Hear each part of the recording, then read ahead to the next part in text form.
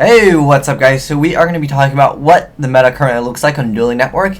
This is going to be for August 26th, so let's get right into it. So first off, Dark World is going to be one of the most popular decks. So all these are going to be around the 1,000 plus mark. That's going to be meta, so if you are dueling and you're around 1,000 rating, this is what you'll be expected to play. So yeah, Dark World definitely going to be one of the most popular decks. I've seen so many Dark World decks, and they're all very similar. They're all running the Reckless Greed, so be expected to play against that. And I would say Bottomless is a good choice against them, as well as Dimensional Prison. But I think Bottomless overall more of a well-rounded card, and it just fits really well. And you can hit some of the other decks that are also in there. And I say Bottomless definitely the best choice. But if you can side Macrocosmos, that will help you out against Dark Worlds. Next up, windups. They are still looking pretty strong right now as far as people playing them. Everyone's still playing the loop build. I don't know how successful they will be without the loop. I think that they still are a viable deck. They'll just have to, play with letting you have your hand for once. But yeah, basically windups. You can you use Compulse against them, Torrential at the right moment, especially if you have a Hangout on board. That's very good. Or you can still bottomless this in Matey because priority no longer exists. So yeah, be expected to see windups still looping for a few more days, and then next week we won't have that happen anymore. Well, hopefully we won't. Technically, they can still, if they run like Monster Reincarnation, they can do some things like that, or Tour Bus, they can technically still get a few cards out of your hand. But yeah, it's not nearly as potent as it was before. But yeah, be expected if you're playing for the next few days to still get looped by windups. And Dark World didn't get hit at all, so they are very happy for that, and I'm sure any Dark World player was surprised that even Dragdown didn't get hit. But yeah, so be expected to play Dark Worlds the most. I'd seen a lot of windups. Maybe some people are just trying to test it out, but I've still seen people go for the loop. So I don't know how viable it is without the loop. Next up, the Chaos Dragon build. Chaos Dragons is still very popular, and that's mostly because it's a really simple deck to make as well as play. And it is a very strong deck still. But with Red Ice Darkness Metal going to 1 in a few days, I don't know how consistent it'll be. People might just run more Eclipse Wyverns, and that will allow them to add the Red Ice Darkness Metal quicker and then just discard it to get Light Pulse out of the graveyard. So I think Chaos Dragons can still be viable, and most of the people that I've been seeing, they are still running 2 Red Ice Darkness Metal. But I've seen a few people actually try just using 1. And they were running Foolish Burial, which I don't think is a bad idea necessarily. And Chaos Dragons, because sometimes you need a light, you need a dark for your Chaos monster, and that just makes it a little bit quicker. The only downside to running Foolish Burial is that when you mill it, nothing happens. But yeah, I think Chaos Dragons could still be a potential, and Bottomless hurts them the most out of anything. Solemn Warning actually can hurt them, just because sometimes they don't have enough Light Pulsars. But sometimes with Solemn Warning, they will just discard out of their hand, and they'll Sports Summon Light Pulsar once again from the graveyard. So keep that in mind too. Bottomless, probably your best friend, or Dimensional Prison. That's also a pretty decent card. So Bottomless, again, going to be one of the best cards against the meta right now. Next up, Gale.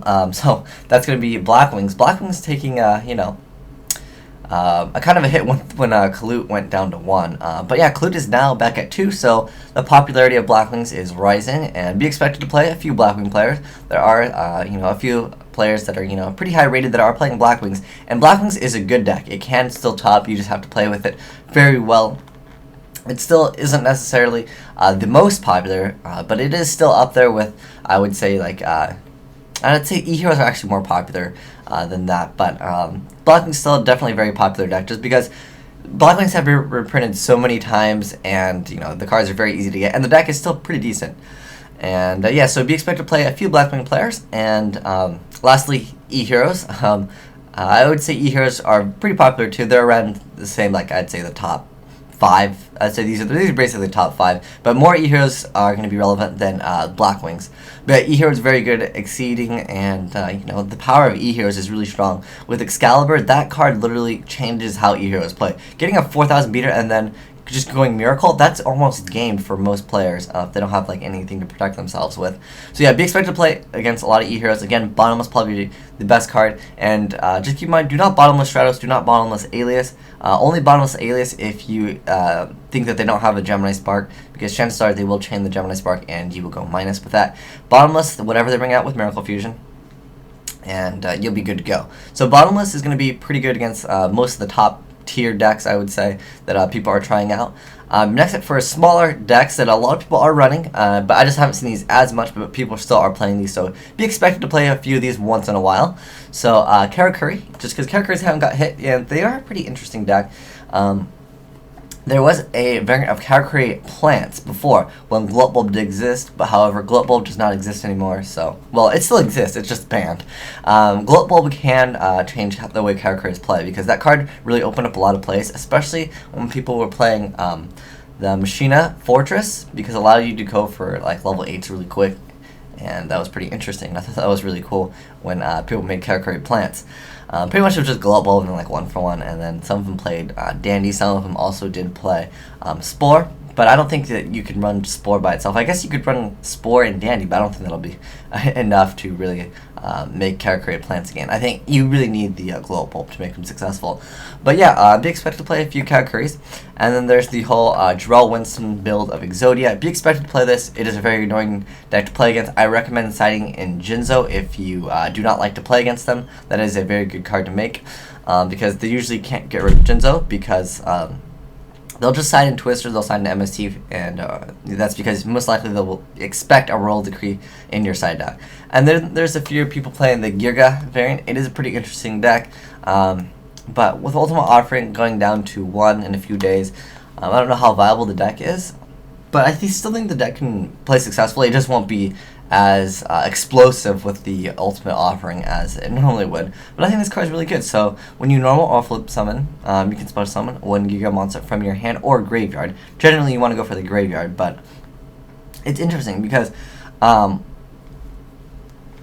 it allows you to go for other things besides rank 4s in the gadget variant. So I think that it has some potential to be, a decent archetype. I don't know, I haven't tested them out yet. I'm going to see, maybe once I see a high-rated player play them, and maybe tech some cards that are interesting, I'll try it out. But I would say, if you're looking to side deck against the meta, your most important card is going to be Bottomless Trap Hole. This card has been very important against a lot of the meta for a while, and it'll still stay there. Toronto Tribute's really good at the right moment, as well as Compulse. Compulse is good against even Chaos Dragons, because sometimes you can OTK them because, they usually have no back row. They usually do have, Gores, and sometimes they do play Tragodia. But Compulsing, a Light Pulsar when they have nothing on the field, sometimes you can OTK them, again, depending on the deck that you're playing.